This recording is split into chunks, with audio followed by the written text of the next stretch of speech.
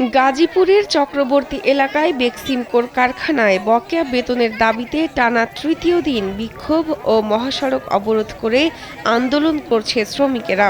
জানা গেছে, বেক্সিমকোর ইন্ডাস্ট্রিয়াল পার্কের শ্রমিকেরা সকাল থেকে গাজীপুর মহানগরীর চক্রবর্তী এলাকায় সড়ক অবরোধ করে বিক্ষোভ শুরু করেন। এ কারণে আশপাশের অন্তত ২০টি কারখানা ছুটি ঘোষণা করা হয়। এছাড়া ১ নভেম্বর থেকে পানিশাইল এলাকার ডোরিন ফ্যাশন লিমিটেড কারখানাটি অনির্দিষ্টকালের জন্য বন্ধ ঘোষণা করেছিল কর্তৃপক্ষ। রোববার কারখানা খুলে দেওয়া হলেও দুপুরের পর ছুটি দিয়ে দেওয়া হয়।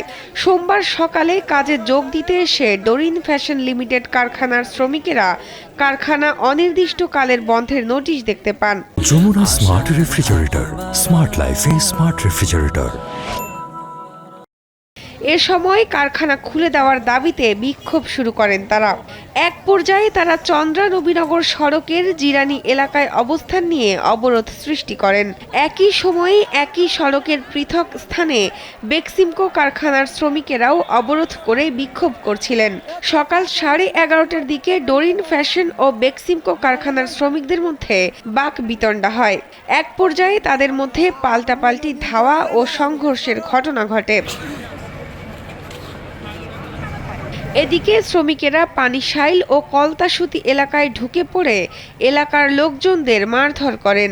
এতে এলাকাবাসী ক্ষিপ্ত হয়ে শ্রমিকদের ধাওয়া দেন।